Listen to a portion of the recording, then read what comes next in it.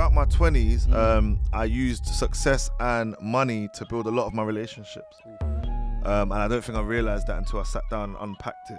Bro's made over £5 million. British pound sterling, you know. British. Let's go back to the beginning, bro. So Yeah, talk to us about the journey, the start, bro. I don't want a 10-year plan. I just have a vision. I don't mind when that happens. I don't care. I don't clock watch. But at that point, I said, okay, I could understand why people end it. And this is me in like a okay, I'm in a calm environment, a calm household, all that kind of stuff. I have a roof over my head, but I can understand why people end it because it's like it's so long to have to run it up all over again. I feel like when you're trying to find, I know you look like the word purpose, like when you're trying to find the purpose, if you just silence the noise, a lot of the time the signs are there if you actually, because you've got clarity, you know. And I feel like growing up I had a lot of clarity. I always knew what I wanted.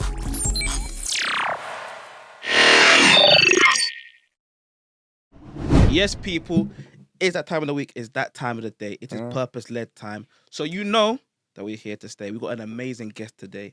But before we go any further, Jono, how you doing? I'm amazing, bro. How are you? Bro, I'm doing very, very well today. So as we said, an amazing guest today. His name is Trist. But before we go any further, as you guys know how we do it. Wait, hold on. We're in a new space. Oh, yes, season 3. Come on. Yeah, clap. Come on, man. Everybody clap. Season 3. How can I forget? Yes. Come on. That's it. We got some people there behind the cameras Come too. on, man. Come on, We've man. got a live audience today. Yeah, man. It's crazy. Glad that we have none other than Mr. Trist himself. My Let's guys. not get to him too soon. I want to not introduce too him soon. properly. Oh, run it, bro. Properly, yeah. Run it, bro. So, guys, Mr. Trist, yeah, he has done, and this is mad. I was like, how do you do that? He's done over 1 million cold calls. He's generated £5 million or dollars.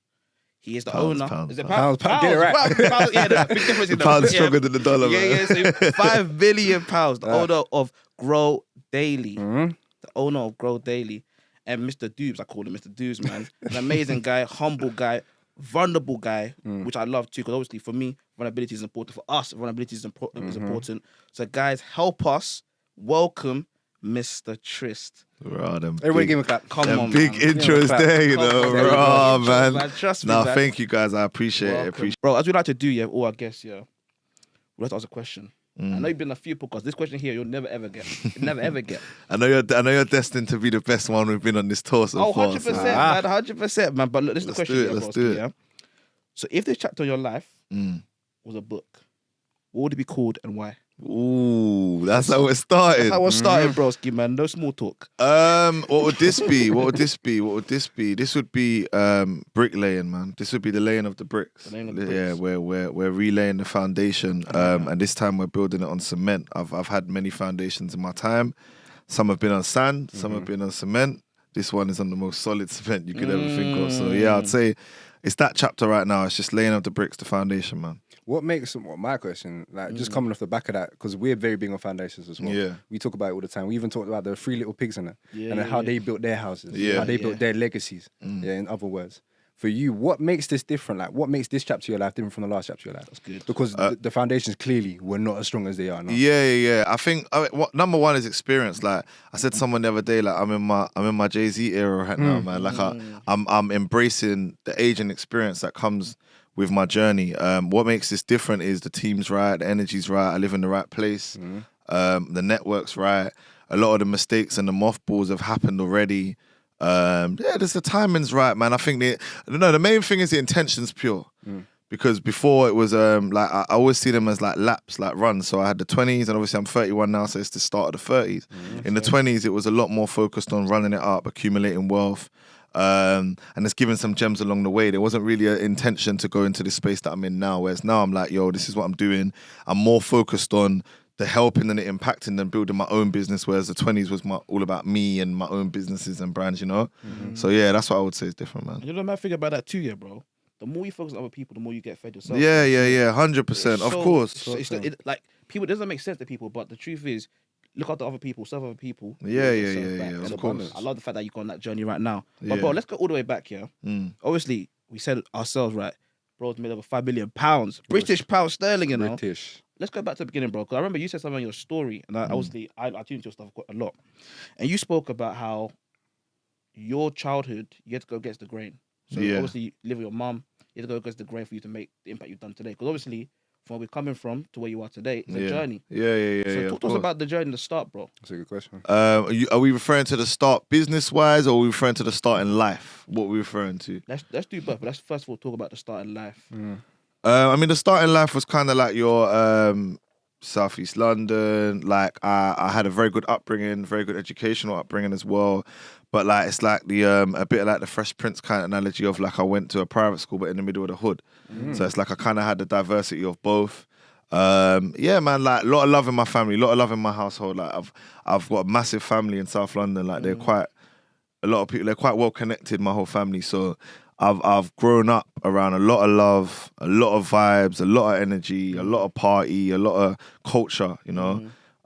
Which is definitely what has built into me. So I took that into business. Like I grew up seeing brands be built. I grew up seeing events get put on. Everything that I end up doing, I grew up seeing. Nice. So yeah, like I kind of had definitely more of a straight path, but like I got distracted along the way. Like I done a little, like I live in an area like such as, well, I grew up in an area such as Catford, which is not the best area on the map, but it's not the worst as well. So yeah, like I kind of came up with that focus, and then yeah, it was always just about, for me, it was always about ownership.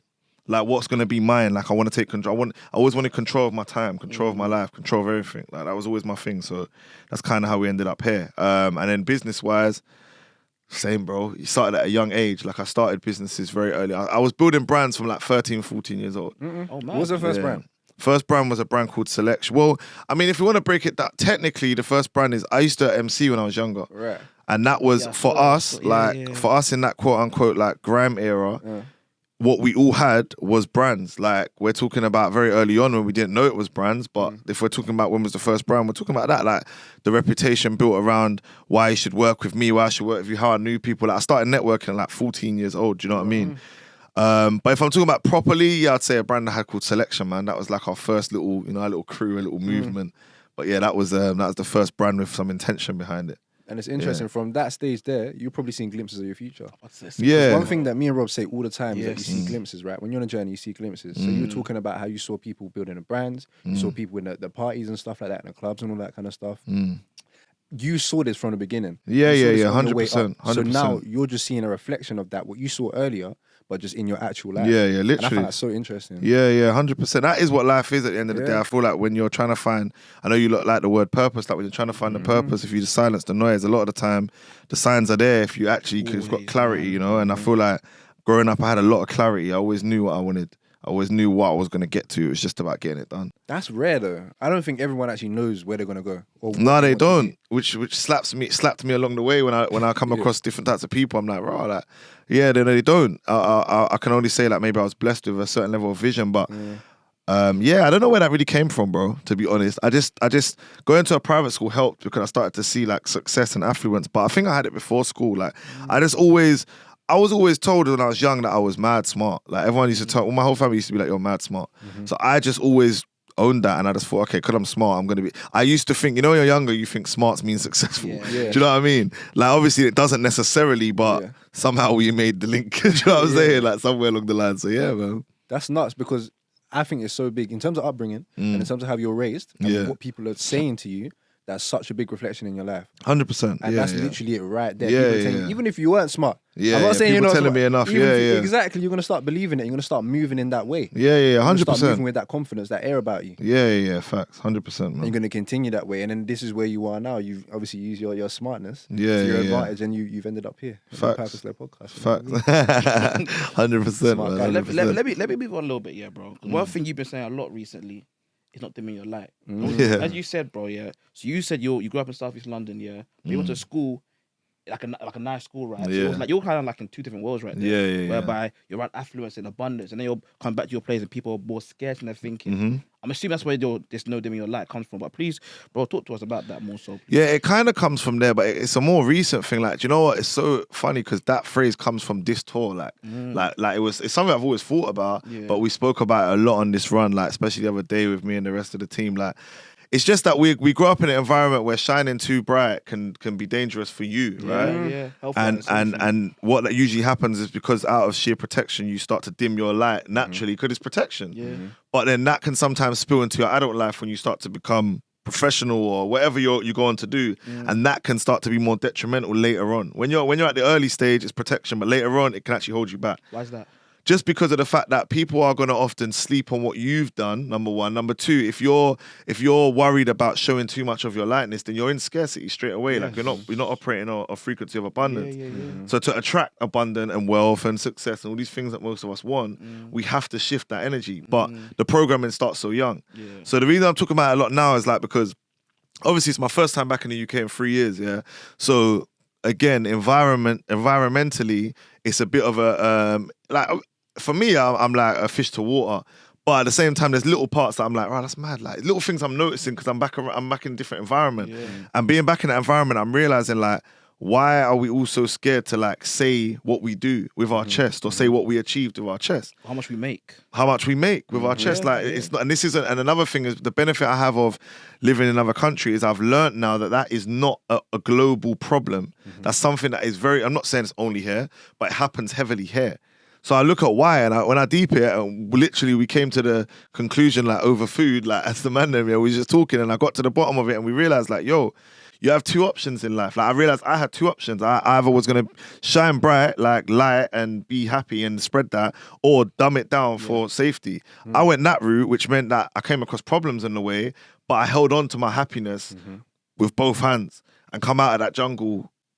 Do you know what I mean? Question then, yeah, bro. So for someone right now who's in an environment whereby they're light, but they're around darkness, bro. What would your advice be for them, bro? I was about to ask Say the same again, what question. would my advice be? Yeah, what would your advice be for someone who's Change your circle, bro. Like people always want to, when they ask these questions, they always want like a pretty answer, bro. There's no pretty answer. Like that's what Cut the Crap's about. Like change your circle. Like, oh, but how do I do that? You just do it. Like, oh, but what about if then that's your problem? You're already at the problem. Do you know what I mean? You're already seeing it as like, but I can't. It takes balls and bollocks to turn around and say, I'm leaving my area, leaving my friend. Like when people hear it, it's like someone might comment and be like, my man's a sellout, but I got my day ones with me, so I can't be, right? Like it's just that I understood which ones to keep and which ones to not. Like not everyone can go.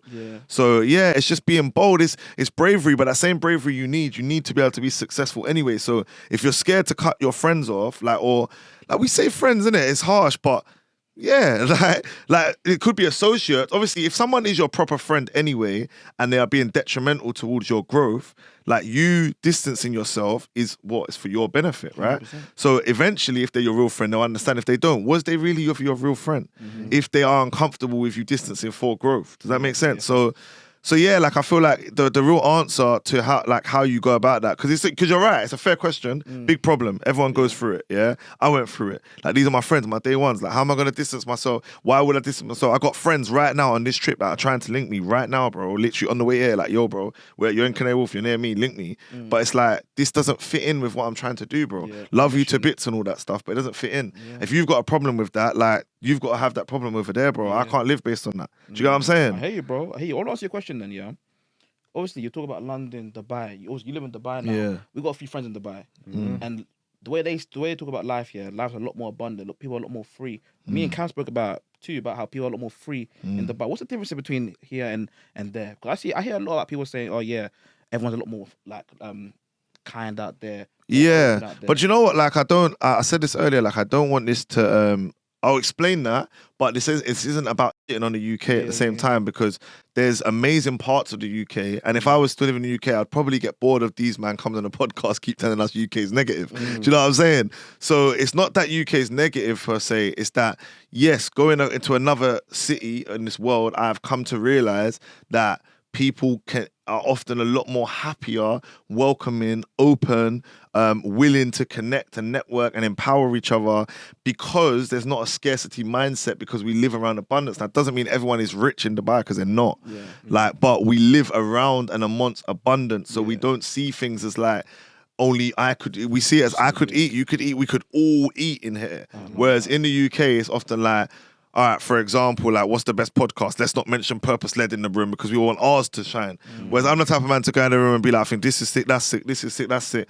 Do you know what I mean? And but Dubai's always matched my frequency anyway. Before I moved there, I was always like this anyway. Dubai's not changed me to be like that. I always was like that. I always would have had that abundance mindset. So yeah, it's more open, it's peaceful. It's a Muslim country, so a lot of the crime rate's extremely low. Like I leave my house, my door's always unlocked. Like yeah, normal. Like always unlocked. We're not worried about certain things. We're not worried. We don't walk down the road thinking, "What? Who was someone looking at me?" Like it's just. I mean, some of us have got PTSD, so some of us do. But generally speaking, yeah, it's a lot more peaceful, man. Happy, bro. We got in the cab today. Me and S got in the cab today. Yeah. Shout out S, man. My guy S, and it was a yard man. Yeah. And he was just on vibes, like he's just good energy. Yeah. And when I got out, I said to S, like, we would probably go out of our way and say he was a really nice guy. In Dubai, that's normal. Wow. But here we would have said he's a really nice guy. But in Dubai, that's just normal. He's just a nice guy. Like, do you know what I mean? That's the difference. It wasn't even mad. Yesterday, 2 days ago, we went to Leicester right now, yeah. We're taking a train to Leicester. I saw one, like, hostess, not like the people there. I said, "Yeah, you got nice eyes." She said to me, why are you trying to go? Yeah, you see? I'm Yeah, like, you I'm see? trying to be nice But to that you, is bro. such a good summary of UK. That's such a good summary of But UK. We're not here to talk about Yeah, that. yeah, We live here. of course. And ultimately, when it comes to the UK as well, it's about who you're around. Yeah. Yeah, all right, yeah. So to touch on that, that's a good point. Like sometimes when I say it, I do think, I am not saying I could never say the UK is like bad because my circle that I thrive off of that I have now are all from the UK. It was all built here. I shifted my reality. So yeah, I think you have more of a grain to go against to make sure that you craft your surrounding. Whereas in Dubai, it's just in your face more. Do you know what I mean? That's all it is. But it don't mean the UK is an amazing place. London's an amazing place. Culturally, it's amazing that there's so many things that Dubai could never replicate or even compete with. Yeah, man, it's just swings and roundabouts, you know? I like that. Let's shift the conversation a little bit. Obviously, as you know, you're on a purpose-led podcast, right? Let's talk about purpose, bro. Obviously, you said in the 20s for you all about just wealth and all that stuff. And now you talk about legacy more so now. Yeah. So, bro, talk to us. What is your purpose then? Mine's always been similar. It's always been about like something I said when I was about 20 and I still say now, it's like I want to show people that what the difference a mindset can make. Yeah. So me shifting my mind is what changed my life. Whereas a lot of people, they don't link the bag with the mindset. So they think I need to get to the bag. We'll do with the mindset after. So true. Whereas what I done was I understood the link. So I fixed the mindset first, then the bag came. Yes. So I think my purpose is to make people understand, or help people understand that. And also to understand that you can create anything you want and it be the way you want it to be. So for example, like technically I'm an entrepreneur. Entrepreneurs technically don't have podcast tours. They don't roll a certain way. But I do. I want to do it that way. That's the way I want to do it. So there's a certain way that we go about everything we do, like me and my team, that people might say is like rappers do that. But we don't we do what we want to do. Do you get what I mean? So my purpose is to show people that you can do what you want to do on your terms. Because I grew up in an era where you had to speak like you was white. You had to have certain qualifications. You had to have certain CVs in place. Like it was way, I don't want to say harder, but it was way different, bro. Whereas now you can build a skill in your bedroom, master it, and then go out to the marketplace and create a career. Shout out Cam, man. Trust me. Yeah, shout out Cam. Come on, man. Do you get what I'm saying? So it's very important that people understand that. And I feel like I'm relatable. Yes. I come from a place that people can relate to. Yeah. I've spoke about losses as well as wins, so I don't alienate no one. So my purpose is to just bring everyone to a certain, if they qualify in their own way, to bring them to a certain way of thinking, bro. That's the purpose, I'd say. Yeah, man. And that's been from the beginning. As much as I say 20s I was chasing the bag, still had purpose, though. Don't get twisted. I still had purpose, always. I always knew it was always about my family first. It was always about the bros. It was always about what can I build for everyone? Like, what can we all do? I never wanted to win alone. I like that. Yeah, you were talking about mindset shifts. A lot about mindset shifts. And there's particular points in your life when your mindset shifts a lot.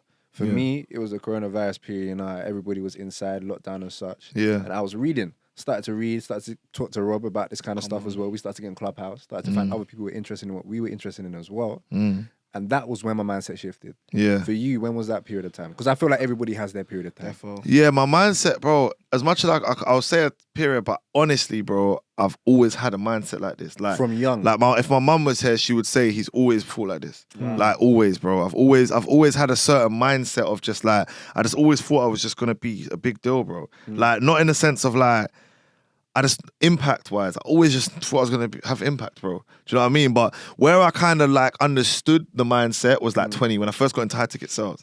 Because before I got into it, they introduced the term personal development to us. Wait, sorry, bro. For the people then, what is high-ticket sales? So it's just sales, but it's generally a higher ticket. So in the sense of it's a higher price point, higher commissions. For us, it was higher pressure sales as well because it was like Wolf of Wall Street style vibe. It was like high pace, should I say? Right. But yeah, just sales from my What were you selling there? So it was a variety of investments. So it's commodity based investments. So it's property. Fine wine was like the main. That was like where I sort of got into my groove, sort of thing. Fine art, and then to be fair, at the time, it would just be like early days of crypto. Anything that was going to be hot in the investment world, our company would become brokers for. Oh wow. Yeah. And then obviously sales. There's so many skills there. But what's like the number one skill you learned through doing all those sales there? Listening. Listening. That's the number one skill. Listening. Let's talk about that, bro. Yeah, because when you ask people what the most important sales skill is, most of the time they think it's what you say. Yeah. Like everyone gets caught up in this, like what I say, how I say it. Don't get me wrong, tonality is important, what you say is important. All them things are important. Yeah. But you can't, if you listen, someone will teach you how to sell them if you just listen actively enough. People are telling you things about themselves all the time. But a lot of us don't know this, because listening is a skill. There's hearing, there's listening. It's a skill. So it's knowing how to actually, how do you extract that information? What does it really mean versus what they said? And that's what's going to allow you to go on and sell if you're listening properly. That's something you always had it innately in you, or something you had to No. I trained that skill. Yeah, that was when I got into sales and got sales trained first. When I first was just on the phones myself, just get good, really good trainers. I had top tier trainers. Okay. And yeah, within it, anyone who studies sales properly, or NLP, like they'll both neuro-linguistic program. practice. Yeah, or programming, either or. And it's very psychological based. So it's based on, again, the art of listening, body language, tonality, what people aren't saying and they are saying. So yeah, that's what I'd say. You know what I love about like NLP and just body language, bro? Yeah. As you said yourself, you can tell so much about someone by just the way they 100%. come across, they speak, the way they're sitting, they're talking. Everything is so important. So obviously, NLP, I want to go somewhere else, bro. Now we're going a little journey. Yeah, I'm with it. NLP, therapy. You see the way that but let's talk about that. Do you know why I want to talk about that, bro? Yeah. Because one thing about you, us three, everyone in this room here, we really champion vulnerability. I always say all the time, the number one currency in the world isn't pounds. Obviously, you make 5 million of them. It's not dollars. No, we're going to stop dumbing it down to 5 million, though. Oh, is it more? 5 million is just a tagline, man. Like, 5 million plus. Yeah. It always says plus. It always says, yeah. Okay, yeah. So, 5 million sounds pretty. No, it's cold, but it's, yeah. So obviously, for me, let me reload. So obviously, for me, the number one currency in the world isn't pounds or isn't dollars. For me, the number one currency in the world is vulnerability. Why? Because vulnerability can change nations, can change people's mindsets. Because people are so scared to be vulnerable, bro.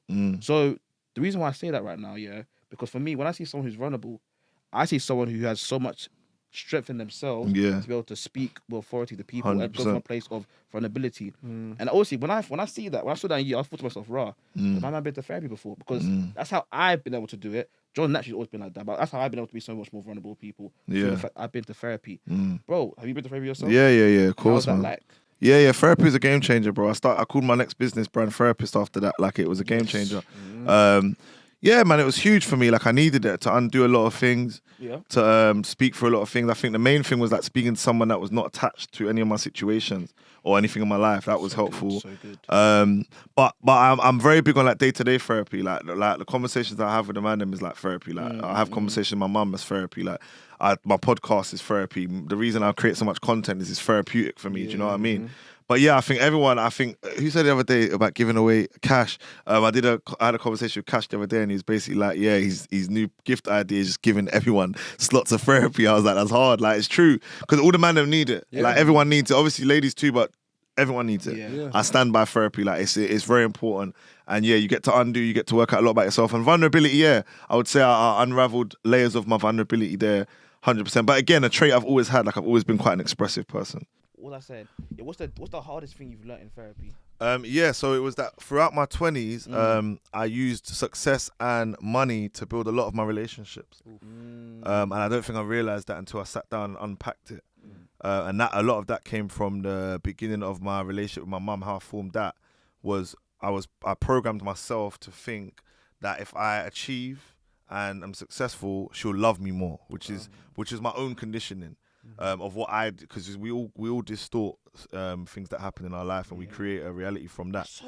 Bro, sorry to cut you off. I teased at therapy myself, and I realized she said to me like, Rob, no one told you this. You met yourself. Yeah, A yeah. lot of us, we make our own realities. No, we up. all do. We all create our own. They're Crazy. called schemas in psychology. Like we create our own. We No, use you don't schemas. stop And yeah. Like this is something that I'm quite heavy in. It's just not. I don't really talk about it online because it's not my Okay. niche.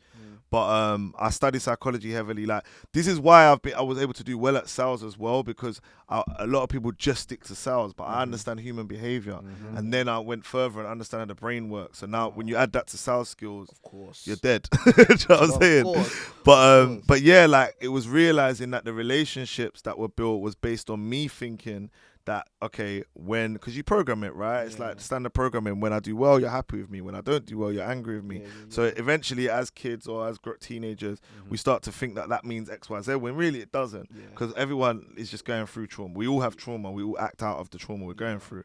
So yeah, it was just it was a matter of kind of realizing like, yo, when I unpack this, I've really just based my whole 20s, like all my relationships, females, parents, family, etc., was heavily based on how well I'm doing. Wow. Which was something I had to spend some years undoing. So was it like when you're doing well, you felt amazing? When you're doing bad, you felt down? Yeah, which is dangerous. It's a dangerous position to get in. Like you're not like don't celebrate the wins or mourn over the losses kind of thing. But I was very much like.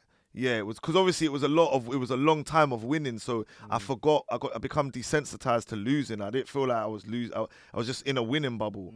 But then unfortunately, because of that, like I created everything based off of that, which is just not realistic because you don't always win. And was this when you were in Dubai as well? Was this when you No, this was before. This was like my 20s, before, right up until going into Dubai. Dubai was where a lot of this got unpacked, and then I was able to start doing the newer work and undoing those habits and putting new habits in, you know? Yeah, What was that I was just gonna say, what was that transitionary period like? Because obviously there was the period where you were just like this before, where all of your relationships were built on this kind of foundation, which was a sandy foundation. Yeah, like I think everything I say is always gonna sound more extreme. So it's not that all my relationships were built like that, but I built a massive mask for myself that was based on my success, and just always being a certain person. And whenever that was challenged, because it gets challenged in life, that's just life. I was uncomfortable with how to deal with that challenge because I didn't know how to communicate that this isn't looking like that right now to you people. Do you get what I'm saying? Because I built so much pressure on that mask. So the transition period is horrible. Like, it's horrible. It's one of the worst things that you think you could go through because you strip yourself back down, you get rid of all the nonsense, and you have to actually go back to purity and purpose again and realigning, and then you rebuild back on that, which is why I said earlier the biggest chapter, or I'd say this chapter, is the laying the bricks. Do you get what I mean? On cement.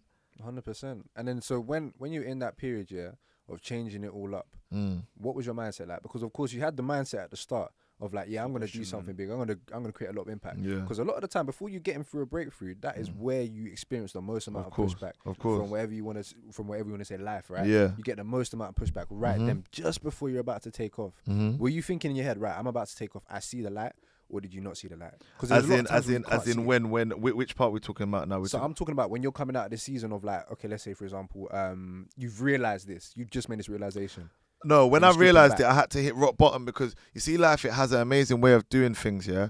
So I always say, like, a lesson doesn't go away until you learn from it.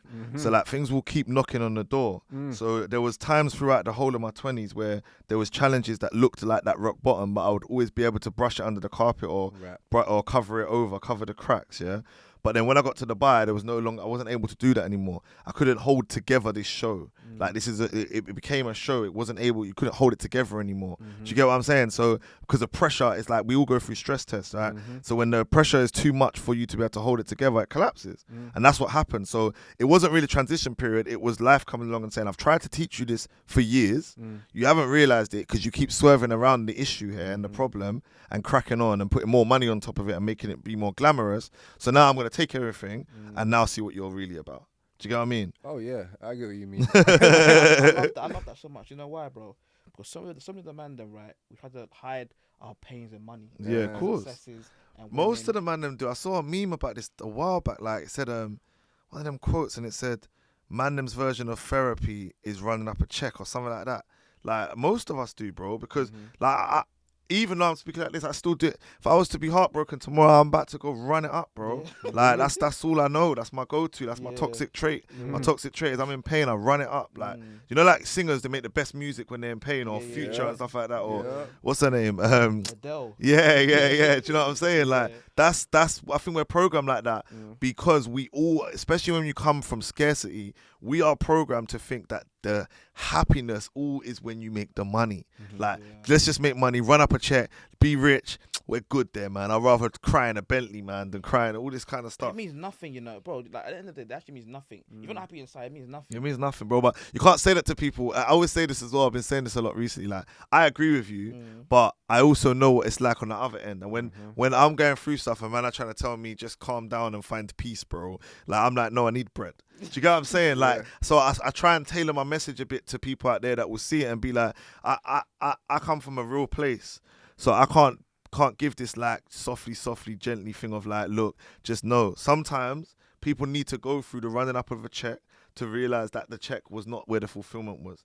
Like, everyone's journey is different. People would have told me when I was at a certain stage, like, listen, money's not. It's everywhere. Like, we see it everywhere, bro. Let's be honest. Like, money's not where happiness is, and vice versa. We always see it, but we still need to know for ourselves. However, what I do say to like people close to me, like especially young, like Cam's younger than me, I always say to Cam, like, bro, just learn from the mistake. You haven't got to go do it. Like, trust me. Just trust me. Do you know what I mean? Like, but I also know that he might not be able to do that. It might be like, I hear you, bro, but let me go work that out for myself. And I would be fine with both. But if someone's listening and they respect what I'm saying, try and learn from others' mistakes. It's quicker that way. It's quicker. Why do you read books? Because it's someone else's experience. Why do you hire coaches? It's someone else who's got the experience. Like, do you get what I'm saying? Behind the camera, man. Do you get what I'm saying? So yeah, it's important, bro. Like, learn from other mistakes. When I have kids, man, I'm gonna drill that one into them, but it probably ain't gonna work because it's just life, innit? Life, 100%. It's just life. Let's go somewhere though. Obviously, we talk about money. Ooh, just before that, I just wanted to talk about a little analogy that I like to use. Whenever someone's asking me about mentorship and then getting a coach and stuff, I say it's like going Tesco's. So if you go to Tesco's, you're trying to find the kidney beans. I don't know what you want to make. You want to make soup or something like that, right? You try to find the kidney beans by yourself. You might take like, 10 minutes? 10 minutes. No, I'm not talking small Tesco's. Petrol station. I'm talking big Tesco's. Big thing. Yeah, the big thing. So you go to the big Tesco. You've seen different aisles. Okay, that's the normal kind of beans. That's a sweet corn. Where are the kidney beans at? It might take you 10 minutes, 15 minutes. Yeah. I like this analogy. You come in there, you find someone who actually works there. Like, And he's been around the store, 100 times, 20 times, 1,000 times, whatever. They might be there first week there. They've been around the store more times than you. That's it. They've been walking around the store more times than you. That's hard. So when they walk I'm stealing that one. There you go. I'm stealing that There one. you go. I'm gonna cut it down, though. You're cut it down. I like to I'm gonna cut it down. I'm gonna cut it down. And then you're walking through and you say, oh yeah, can you help me? He helps you find it in 30 seconds. Yeah, facts. That is the difference between doing it yourself and then doing it with a mentor. And that is why you got to make sure you hire the right coaches, because some of these people ain't worked in the shop for longer than 2 minutes. They'll take bro. you to Sainsbury's. They're still in training. They'll take you to Sainsbury's. Like, They'll wrong remember, place. it's the difference. If we're using that same analogy of turning someone around and looking at their badge and seeing where are they, because if that's their first day training, they will make a mess of it, bro, and they'll send you to the wrong department. Real. So you're liable to take your analogy and make more of it. There you go. Just get my copyright on there. You know what? I got you, No, man. but I got you. that's raw. The whole analogy of like coaches, consultants. I'm a big believer in it, because the fact is, if you can't invest in yourself, you can't get to the next level. 100%. I'm a big believer you have to give to get more. 100%. That's just that's a universal principle of life. You have to give to get more. But anyways, let's part that right there. We're talking about money. Let's go now to Dubai. So you moved to Dubai. You're 29 now, right? Yeah. How was that like? 'Cause obviously, most of our people who had on the podcast, they all live here. Yeah. How was that like for you? No, it was amazing, man. It was like, yeah, it was a really good experience, to be honest. Like deciding, making the decision and doing it is always a good experience. It feels good, yeah. And then on top of that, it's like to realize that, I actually live in one, another country, but two, a very abundant luxury country. Was big. Like, I felt proud, bro. Like, I moved with a lot of noise online. Like, it was very like, I'm going to Dubai, because I was just excited, bro, to be honest. But you will make the noise online. Yeah. I made the noise and people love the noise. Like, they love it, innit? Because at the end of the day, it's like a lot of people have followed my journey. So to see someone from where we're from and move to Dubai, it's like a big deal. And I think, obviously, now I guess we all take it for granted, us who live in Dubai, because it's just like we just live in Dubai. But at the beginning, I can't lie, it was like, I'm moving to Dubai. And on top of that, it was based off of, the move was based off of my brand as well, what I had built. Like, I got opportunities because of who I was, which was even more rewarding and quite fulfilling. So yeah, it was good. Obviously, my first year there, I would say, was just like, I just done the cliche young boy shit. Like, I just done the ball out, live life, like everything was extravagant. And then I got humbled real quick, number one, and number two, Whoa. Let's not brush over that. let's wait right there. Yeah. So you got humbled. Can we expand on that, please? Well, yeah, first and foremost, like, I'm in UK, in London, like, I was doing really well for myself. Big fish. So to some extent, big fish. Like, don't get me wrong, there's always bigger fish, but the big fish in a fairly small pond. Yeah. Whereas when I went to Dubai, I was a small fish in a huge pond. Still How's am. that like? It's amazing. I think everyone needs it because then you get to really like. It's like what's it? Cameron always says like metrics. Vanity metrics. Like, you get to a point where you always feel like I had programmed myself to feel like I'm the guy in it. Like, what am I comparing myself to? Like, what I was comparing myself to, I felt like the guy. When I went to Dubai, I got stripped of that, which is what I think was needed for me to go on to really be the guy. So what I'm hearing is like you got complacent here, basically. Yeah, I'd say I got complacent. Yeah, but I didn't get complacent yet, but I was about to. So I realized it was coming, so that's when I made the jump. Yeah, I was about to. But then when I went on a trip to Dubai and I took my business out there just on a 3-week trip, then I realized like, yo, I want this because I love the challenge. I'm here for it. I don't want to be comfortable ever. I don't ever want to be like, that's not my vibe. So when I went there and I realized like, yo, I could be really uncomfortable here. I like that.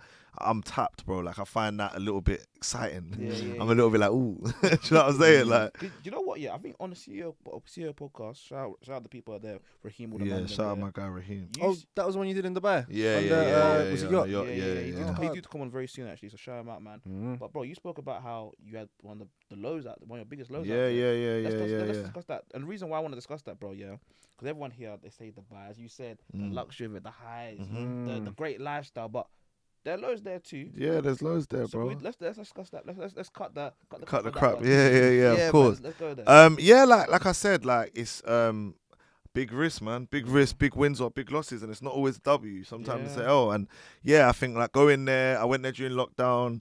I had Rap City at the time, and Rap City got affected heavily by lockdown. What's Rap City? Sorry. So Rap City was my business, that a car customizing company. So we done all the rapping for like a lot of the artists in the UK. We basically quite quickly became a celebrity car customizer. Dope. And that was doing really well, but lockdown came and now no one's got surplus cash and no one wants to spend on their car because we don't know when we're driving it next, right? Yeah. So that affected the business. Then on top of that, I went over there to actually become part of a brand over there that I helped to build called Shishio. Okay. So Shishio is the lounge that you'll see me always record my podcast in. Oh, that one. Yeah. So obviously I'm stretching myself whilst I'm also got holes in my pocket. And on top of that, I'm in another country, so I'm out of my comfort zone. I land, I get the Rolls Royce and the penthouse. I'm just living la vida loca, but I'm not really thinking about. I'm just in my bubble, bro. So then, with all of those risks, because now it's risk. At this point, we're over leveraged. It's like 10 risks at once, rather than there's no real stability because it's all new, right? So it's all a risk because you don't know your environment. And then when you put 10 bets down and none of them come in, it's a bad day, bro. Do you know what I'm saying? So you lost everything that time. Lost everything, bro. Bro. Talk to us. How was that? Because, bro, you can relate to that, bro. You spoke about when you lost everything in the trading, bro. Yeah. So traders slapped you, yeah? Listen, man. Talk to them, bro. Slap me, punch me. I do boxing, innit? Yeah. Serious. I was like, okay, when I lost all of this bread, the most money I ever had, I said to myself, what are you doing? I said, well, why would you do that?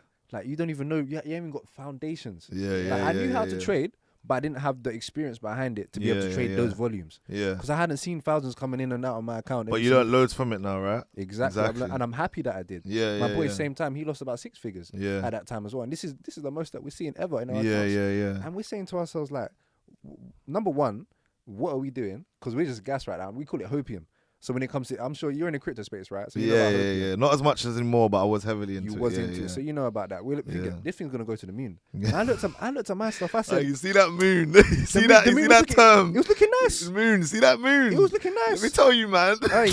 Don't start me on this topic. Because that moon. Do you see that moon? Because man. I was like, hey, look, because if this thing goes to the moon, right, safe moon. The safe, the safe moon. The safe moon weren't safe, bro. That moon right now. The moons weren't safe, not man. At all. Yeah. If it was to go there, I'm looking at 7 figs. Because I did the calculation. But that's where the problem went with crypto. On a serious note, like people started seeing it as a bit of a lottery flip rather than they didn't understand the fundamentals. Like I'm still very. I know the Web3 space and crypto space is still the future, and blockchain technology is still the future. 100%. What it's done is just been a shakeout for investors that don't understand it, which is what was needed, because a lot of people ended up getting it wrong in the sense of like they just saw flips and 10x and 20x and just started throwing money at it. But crypto was never about betting. It was about understanding the fundamentals of what the projects were going to do to the world and what the technology was going to do. And a lot of people didn't take time to do that. Exactly. Which is why that happened. And the thing is, I did do that at the start. I was understanding. Okay, so Ripple. Okay, so they do that, and that's how it's connected with XRP, and this is what XDC do, and then and I was understanding this stuff. I was understanding the behind the scenes of it,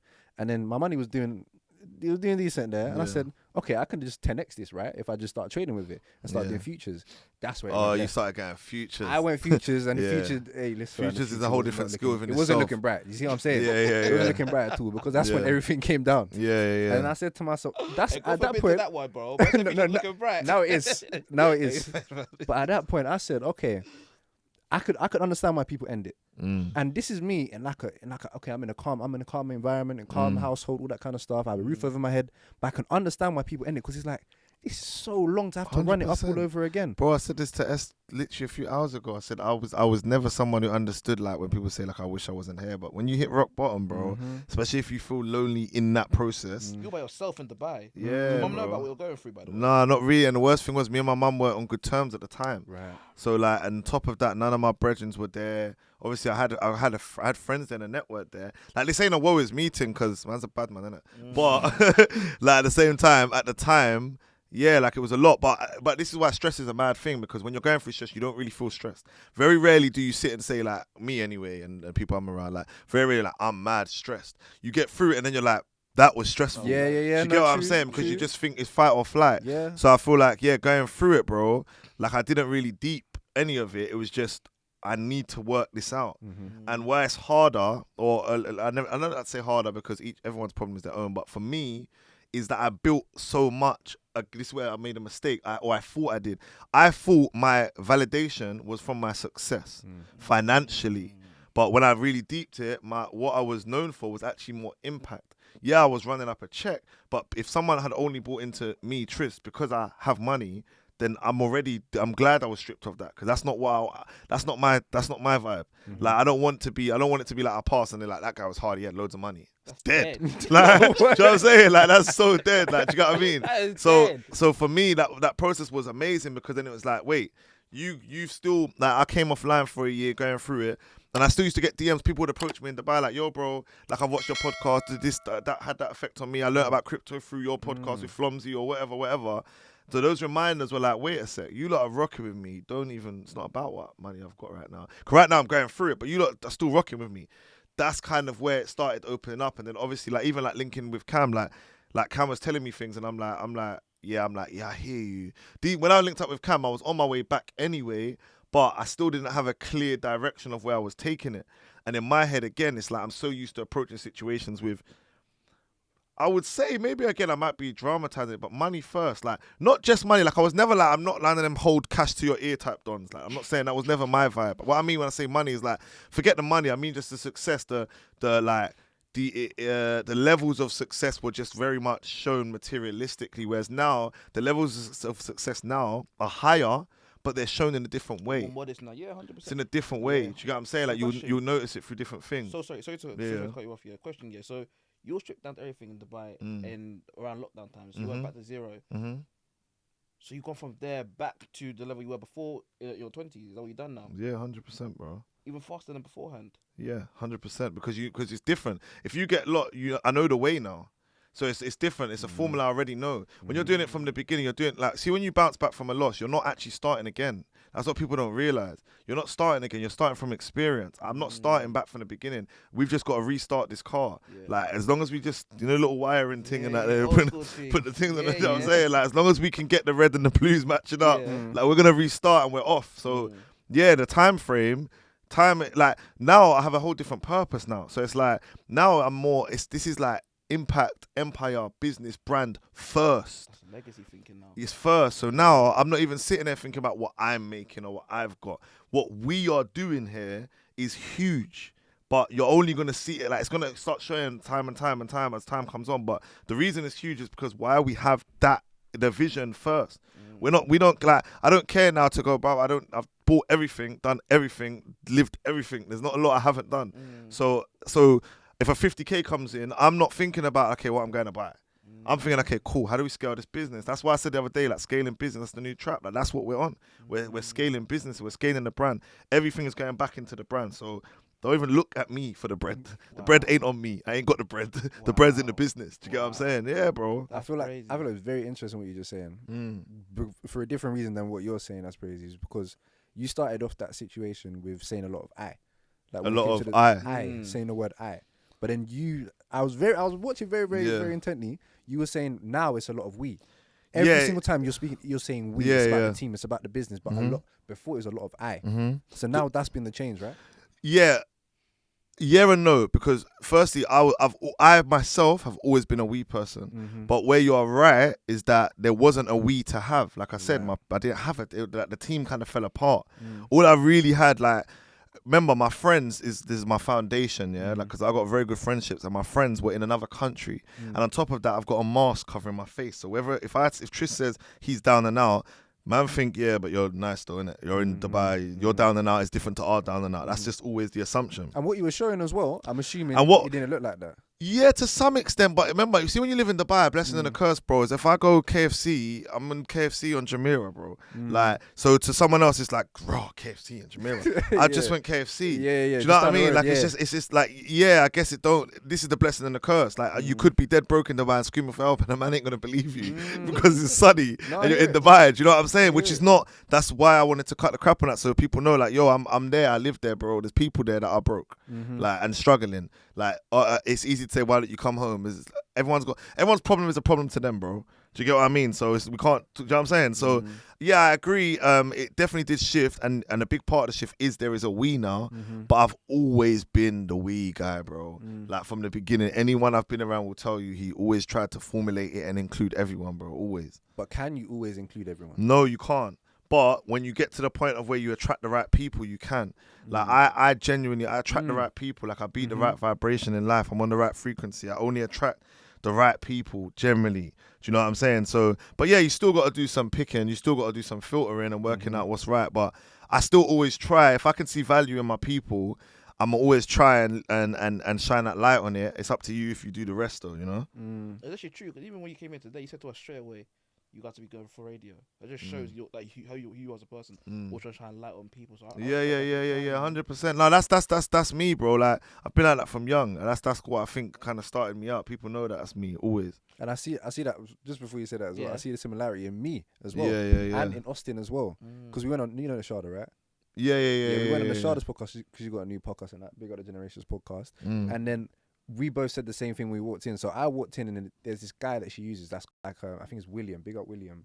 He's got like the studios. I think it's AB or BA Studios or something like that. And then he hasn't got his branding behind him. And I'm like, bro, you should put your branding behind this. Yeah. 100%. Like, this stuff should be on the wall. So I said that to someone yesterday who filmed with the TV up. I can't remember where it was. But yeah, like I always do. That's why I said to you, like, at the beginning, do you want to do a test run? Like, it's not for me. Do you know what I mean? Like, I'm gonna do what I'm gonna do anyway. I just think, like, there's things I know and I've learned along the way, it's like, why not help you speed up the process? You know? That's it. And I'm just trying to make people I'm trying to help people be the best version of them that they can be, and I see that in you as well. Yeah. That's all I'm about. And that's why you do attract the right people around. And then we do the same thing, but then that's another thing I wanted to spin off of as well, because authenticity. Like, there was something that you said, I can't remember exactly what you said earlier, but it's something about when you were yourself. Yeah, like, you just bring people just come to you because you're yourself, 100%. being your authentic self, following your authentic self. And that's what we've seen as well. When we've been our authentic selves, we've seen people come towards us. Yeah. I'm loving whatever this is going on. Yeah, man. People can sense that authenticity. It's a frequency. It's a wavelength. People know, like, you can feel it, bro. You know, you go into a room, you have a conversation with a man, and you leave thinking, I don't know. You know the ones that you leave thinking, I don't know. Yeah. Like, whereas I like to have people leave, like, and it's not even intentional, but I'd like to, bro. When people leave me 9 out of 10 times, it's like, I know that what I just got from my man is what he's got to give. That's the proper what he's got. Do you know what I'm saying? I don't like all that fugazi. Let me ask you a question, broski. What's the biggest misconception people have about you? Nah, you lot are good at this, man. I'll be honest. You're good at this. The biggest misconception people have about me. That is a good question. That I'm some like, sometimes I think online I can come across too perfect. Really? Yeah, like sometimes I think people think like you ever been in them situations, yeah? This is like in my younger days, by the way. Disclaimer. You ever been in them situations where, like, especially with females, like I'll meet a girl, whatever, like she might follow me online or whatever, and she'll see something and she'll like the content, whatever. And then so the first kind of conversational point is based on the content I'm producing, which is usually mindset. And because I'm on mindset and I'm on congruency, like means I'm a perfect man. No, like I'm far from. Like, do you know what I'm saying? Like, yeah, especially on my younger days. Like, it's like what, because I help people build a brand, I must be like a perfect man. Like, do you know what I'm saying? Like, I'm outside. What are you talking about? Like, do you know what I mean? So I feel like one of the biggest, and it's not just for females, but it started for females with me, is that like perfection, bro. Like, I'm not perfect, bro. Like, I if anything now, I make an effort to change that. I think when I was younger, like, yeah, I would be a lot more on that, but now it's like, bro, like, nah. Like, I say we're outside in the sense of not literally, but it's like, bro, I'm literally like everyone else. The only difference is I probably go harder than 99.9% people. Like, I just care more. Well, that's something you always had, that ability Always, to go harder. always, bro. So we talk about hard work, and we talk about you say you go harder than 99% of people, right? How do you even get that? Obviously, I know you said that you always been like this from early, but like, let's give some practical stuff here for people who want to grow the spirit of diligence or hard work. What would you say to them? Big why, big why, a big why, a big purpose. Like, my purpose is huge. Like, I'm vision over goals. So like, goals is just a buzzword. Realistically, like, I'm gonna say this, it's gonna be controversial, but goals is a buzzword for failure. It sounds great. Like, if I set this goal, have you got goals? Let's have a goals meeting, goals strategy, goals. Everyone says it, but very rarely do people say vision, because it's different. It's bigger. Your goals is incremental steps to the vision. So I've always had a clear vision. Like, someone asked me today, what's my 10-year plan? I said, don't have one. I don't want a 10-year plan. I just have a vision. I don't know. I don't mind when that happens. I don't care. I don't clock watch. For me, why my work ethic is so high is my vision has always been so high. So if I'm reaching so far, of course I've got to do. It's like putting your arms up, having to pull yourself up. It's high, like it's way up there. So I have to go hard. So I think the first thing is having a clear vision and a high one, like not setting low goals, but having a high vision.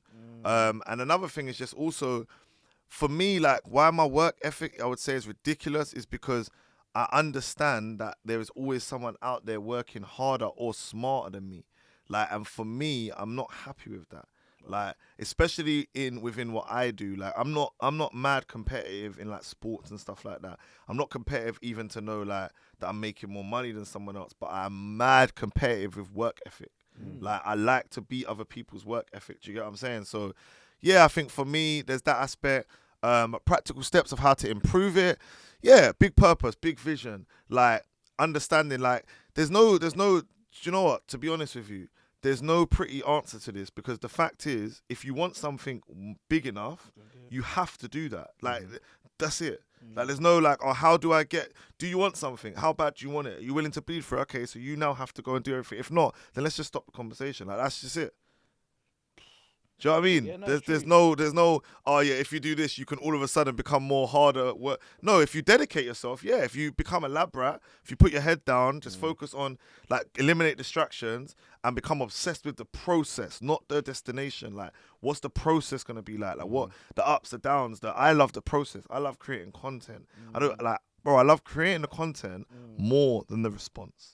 Wow. Like, I love putting together the event more than the event. I always have. But my business partner will tell you. Like, we used to do events in Dubai. I love the process of putting on the event. I love the marketing rollout, the strategy. I love going through the footage, the content. I love the edit. I love all of that. Once it's out, I don't care. Wow. I don't care about it anymore. What's it to care about? Like, I've done the process. The exciting part for me is the work. Do you know what I'm saying? It's the putting it together. What about even during the event? You don't enjoy that bit too? Yeah, I enjoy it all. But for me, it was like, I enjoy it all, yes, but I just have more. I have more of a love and satisfaction from the work. I like the work. I like the process. Like, who should we this? I love the work, bro. I'm such a workaholic, if you want to call it that. I just love the work, bro. And bro, let's make it very clear for the people then, yeah. Obviously, before you used to do sales, so what is actually what you do right now? We've gone. I don't know how far you've been to. I mean, we haven't asked you what you actually do. Yeah. No, to be fair, I said to myself as well, I haven't really mentioned enough on other platforms as well. So it's brand consultancy and sales training. So firstly, I run a marketing agency in Dubai with my partner Tyra. Okay. Yeah. We dominate above 75% of the market share. So we look after food and beverage brands over there. Hold on. Clapping. Clapping. You said 75% of the market share. Do you know how big that is? In Dubai for food and beverage and nightclub industry, yeah. Wait, why? That's very different. Food, beverage, and nightclubs. No, they're pretty much the same. So any venue with like, it's usually the same. Food and beverage, it's pretty much is the same. Yeah, restaurants and nightclubs is more of our niche, but we look after all brands. But so that's the marketing side of it. We do the visual stuff. But for me personally, on a one-to-one basis, I do brand consultancy. So I work with my clients on how to actually build what they have as a business idea into a brand, and then to create strategies that allow you to scale it. So effectively, you come in, you've got an idea, or you've got a business that's doing well, but it hasn't got identity, tone of voice, doesn't connect with the audience. There's no strategy. You're doing all right, but you could do way better. I would work with you on a one-to-one basis, put strategies in place, whether that be marketing, branding, business consultancy, because I still, some of my clients, they've got the branding done, it's just more the business side of things, and then I scale. And then on the other side is I'm a sales trainer, so after all those years of obviously selling myself, I then started training sales, and then I helped, as much as I was good at sales myself, my bigger flex was how many people I trained and how much they meant to me. And then I've sort of, during lockdown, obviously we was in lockdown, so a lot of things got put on hold. But now in Dubai, I train real estate companies over there, and I also have my online boot camp, and I train people one-to-one on sales. So those people that are in like real estate, any form of sales role, any business-based role, all involve sales, you know? Would you have thought from when you started this back then in your 20s that you'd be doing this in Dubai? Not in Dubai, but I definitely thought I was doing this worldwide. Wow. Like this is gonna sound mad to say, but I'm behind where I thought I was gonna. Like this part is, when I say behind, I don't care about it. I'm not like, oh my god, I'm behind. Like in the sense of like, this is just 10%. Like bro, I see it so clear, bro. Vision. Like you don't understand. Like this is not. It's just there, innit? Like anyone around me sees it. I can see it so clear. 100. So for all of this, is not like I'm not really uncomfortable with it, really. Yeah. Because I knew. I think when I start getting uncomfortable is when I exceed my expectation, and I'm not there yet. No, so man, me and John always say this. We always say, yeah, right, the world's just catching up, man. Yeah, bro. Like the work we're putting in, that I was putting in, the what you're putting in, that I was putting in. The world's gonna catch up. Yeah. Like big shout out to Retch. Like it's I throw his name in there because I see it as like Retch syndrome. Like it took them so long to understand Retch, and there's loads of other artist examples. But yeah, I came to a point many years ago where I realized what I do isn't for instant gratification. Like it's the Nipsey Hussle kind of effect. It's like it's not gonna happen now. I'm so at peace with that, bro. Do you know what I'm saying? Because it when we started Grow Daily, we didn't realize what we was doing. When we look back now, there was no blogs in the UK that was focused on personal development and motivation. Not one. These blogs didn't exist. Blogging wasn't a thing like that. Do you get what I mean? The only ones like at the time that really existed, like this was before Made You Think, before Your Positive New, and a big shout out to all of them because these are my guys as well.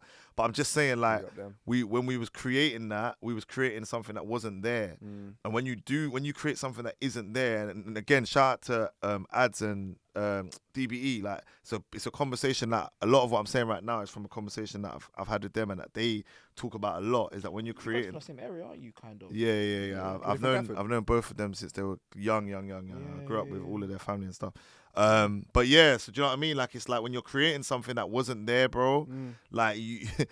The process is crazy because it wasn't there. So how do we know we're at the right checkpoint right now? No one's done this before, you know? So that's why you got to just silence the noise and build your own buzz, bro. I like that's the same with me and Rob. So when we started doing what we were doing, we didn't see people look like us do what we were doing. So it's been like, you know, it's not been easy doing what we're doing, but then we started to build an audience for it. And we see more people in the space too, which we welcome. Matter of fact, we champion that because we want to see more people spreading this message. That means it can actually go out to even more people, 100%, and reach an even bigger audience. Yeah, 100%, man. You were gonna say something? I'm gonna say one more question actually. Do you have anything else to say? One more question for you, bro. Actually, no. Hold. Sorry. I do. Oh yeah, talk to me. Because I just clocked something. Did you have that podcast with Flomsy when he had those mad glasses on? Yeah. You're lying. Yeah. That was you. That was one of the videos I saw when I started looking into crypto. A lot of people did. A lot of people learned crypto through those podcasts. Like again, this is cultural. It's not. This you only know this from hearing the people. Like people have said it to me so many times, bro. Like I didn't even realize when you're doing it, you don't realize I'm just talking to my brethren. But in hindsight, people learned crypto through that, bro. Impact over numbers all the time. Yeah, 100%. Impact over. I will say all the time for us, like one, the world's catching up, but two, my biggest joy from what we've done so far, when people say to us, boom, I was here, I was down and out, nearly ended it all, but through watch your podcast, my life changed. That's the biggest thing for me. And 100%. for me, that's the thing which I hold on to, not the numbers, not the money, because that all comes and goes. Yeah. But my last question for you, bro, is this, you ready? You man ready? The question is, we have to get the camera, man. You know what I mean? Yeah, let me let him load. Bro, this bro, that was mad. I don't want no simple answer to you, please, bro. Yeah, never. We cut the crap always, bro. Always, man. is Trist happy where he is right now on this journey? Oh yeah, 1,000,000%, man. That's an amazing question as well, because to be fair, I think it's actually been a long day, and that question is gonna make me feel happy. Cause yeah, bro, like where we are right now is pivotal. Like it's just I couldn't have made this shit up. Like I always say we could. It's like what me and Cam are putting together. The world still doesn't even get yet, because we haven't even. It's all off camera right now. Like it's all on hard drives right now. Do you know what I mean? It's all in our brains. It isn't out there yet. So, and I know what that's gonna. I already just know, bro. See, like when you've had a run before and you've had a long run, you know what runs are like. Like when you said, well, how come it was so quick to get back? Because I know runs, bro. I know how it goes, and I know what's coming. I just know. So this position right now, especially this trip, is like the beginning of the next chapter. And the next chapter's it's huge. Now. Yeah. That's 100%. amazing, man. That's amazing. Well, people that if I know I said one more question, right? But I wanna talk to you a bit more about Cam. Obviously, he's my coach, the people's coach. He's helping me. He'll be coming on very, very soon. He's going to wait for a baby back again, And hopefully soon. Let me big up Cam as well, because that's even a guy that even helped me with my offer. Yeah. When I was starting up. Yeah. And he was one of the people that actually gave me confidence to do what I was doing and actually to serve the type of clients I wanted to serve. Yeah. So big up Cam, innit? Man said, man, I can make He it did big. nothing. Nah, but you know what, that's I it. want to shout. Obviously, we don't Cam for years now. Since you're 7 now, long time now. But I want to ask you a bit about what you guys are doing. What you said right now, hard drive. Soon come to reality. What are you guys doing? What we're building is really for, like, number one is for a cultural change. Number two is like, all right, when you look at the entrepreneur space, let me ask you both a question. Yeah, when you look at the entrepreneur space, who do you look at that you relate to? Actually told you I relate to you, to be fair. Yeah, apart from me. I definitely say I relate to Cam. And Cam too. Apart from I Cam. definitely say I relate to Cam. Apart from you two, yeah. In the UK. Far or wide. Let's say UK. Oh, Let's say America too. I'll say Myron Golden. Okay. But relate to. Yeah, I relate to him. You relate to him? Oh, he's not wealth-wise. That's pending. You see, that's pending. Pending, I relate to him though.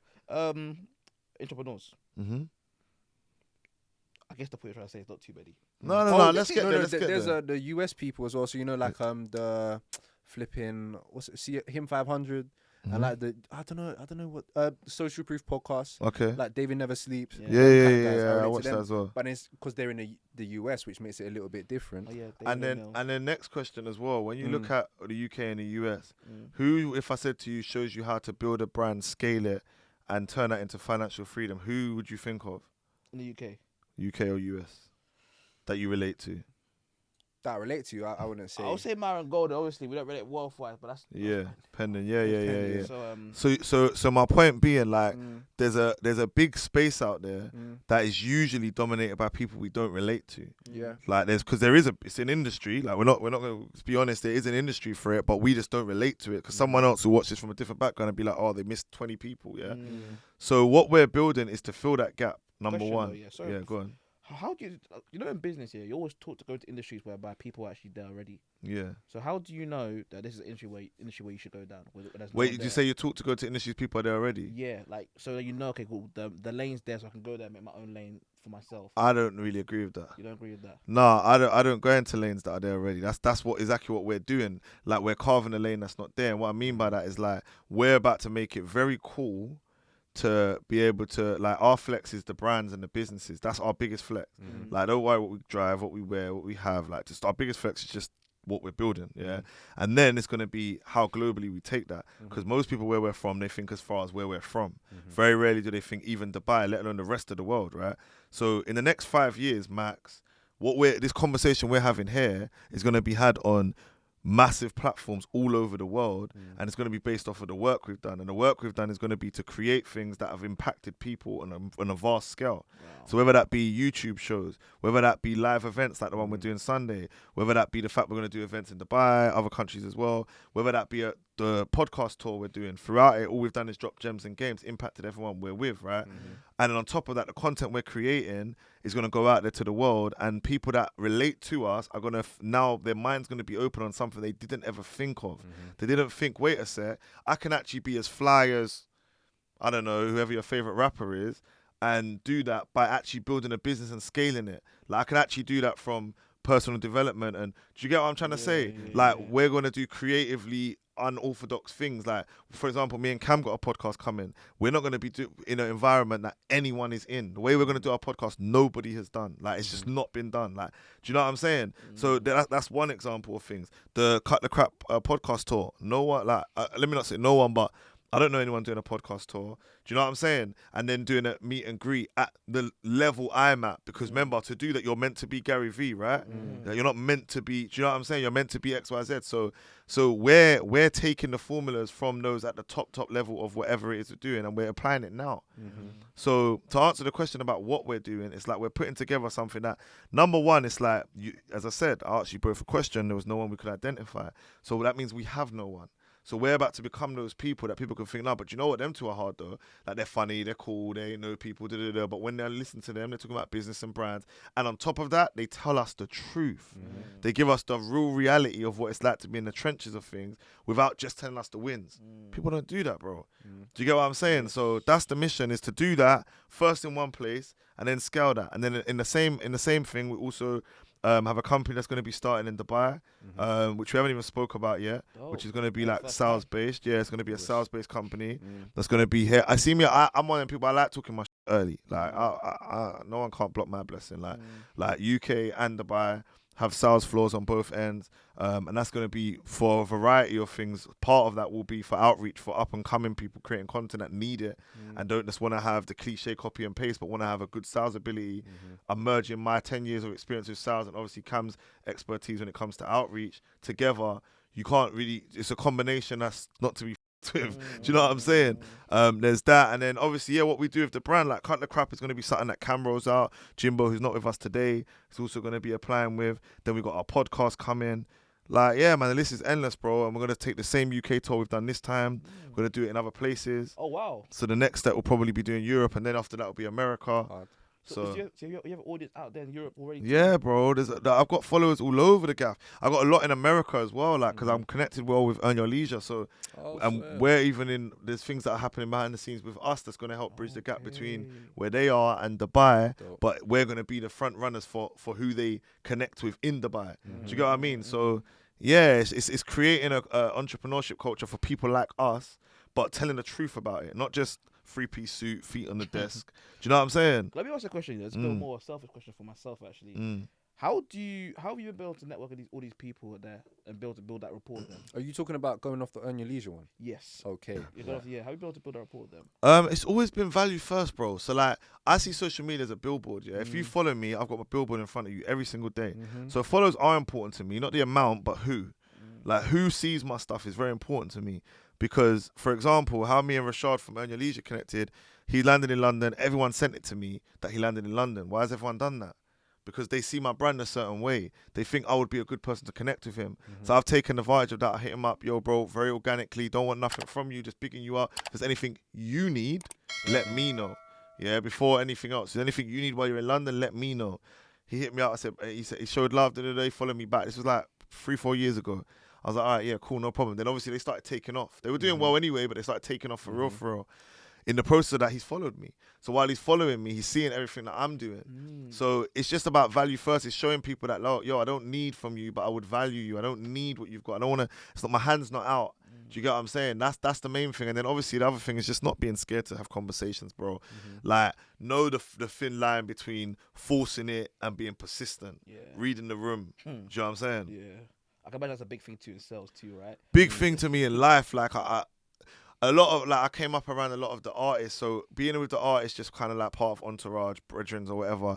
I used to see like how people would deal with them, and then I'm part. This is the man them. So when we're getting on tour buses, I'm hearing the rants. Like, man, are like, bro, that was jarring. Why does my man do this? Why did my man do that? About people that are actually mad, like powerful, but they don't like them really because of things they've done. Something, when I get into certain rooms, I can't be doing the corny thing like these people. And it needs to be value exchange and organic. Yeah, 100%. I find that so interesting because that's another glimpse there. So you're on the tour buses with your guys. Yeah, now you're doing the tour thing as well. Yeah. That's what I'm saying, bro. Like, I draw a lot of inspiration from the music game, but that's another thing I'm on a mission to do. Like, you're always going to see me implement things that are influenced by music, but I'm always going to do it staying solely in business. Like, even like how me and Cam are going to do the podcast, like, it's going to be very much like like a man them conversation. It ain't gonna be interviewee. It's gonna be man them conversation. You know, that shits and giggles type man them thing. But we're gonna flip it. And it's gonna be all about business and branding. So it's gonna visually look like, oh, these men must be having a laugh and a joke, talking about gal and who pays half the rent and all that nonsense. But we're gonna be talking about. I'm joking. But we're gonna be man talking about pays, business and full branding. stop. Do you get what I'm saying? So Yeah. yeah, definitely inspiration from the artists because it's creativity. They're creative, man. Rappers and stuff. They're creative, you know. Nah, definitely. Well, guys, I can't lie to you. It's a bit late right now. I need to go home. I need to go and speak tomorrow. Bro's got a busy weekend. Where are you speaking? I speak at University of Warwick. Give him a clap. God damn. God damn. You know what? Nah, Real life. I thank God, you know, because like that's one thing about life. It's just turning up. We start putting our videos now. I do bookings and speaking engagements. Ever since So then, like now, little ads, we just Yeah, ads man, for video. important, man. Ever See, since you then- don't because you're not dimming your light down. can't do Yeah. my life. Ever since at then, I've spoken at IBM. Oh, should I even? I spoke at IBM, Microsoft, Leicester. Come on, man. What's it called? Warwick. Come on, man. Warwick again now. Talk your shit, man. Yeah, I have man. to, man. But humble as always willing to Of grow. course. And guys, if you guys need someone to speak at your places about public speaking, confidence, I'm the man for you. There you go. So, but yeah, man. On that note, I need to go to sleep. Cam's laughing behind the camera. That's my coach there, man. Trust and believe it. Trust. It's been an amazing episode. Big How up, you guys. found it, Mr. Nah, amazing, man. You Thanks for enjoyed having it, me. yeah? Yeah, good energy, good vibes, man. Always. 100%. Well, bro, one thing we're going to say to you, we like to leave our people with a gift, and that's our words. So, bro, we wish you all the best. Go spread the love, go spread the positivity, Love, bro. bro. Continue to be a best first generation, bro. Love, my bro. Thank you, both of you, for having me, man. My brother. Respect, bro, man. Blessings, Respect. man. Big up the people behind the cameras, Big man. up Let's S, go. Big up Cam and a bit people. Peace. Wow.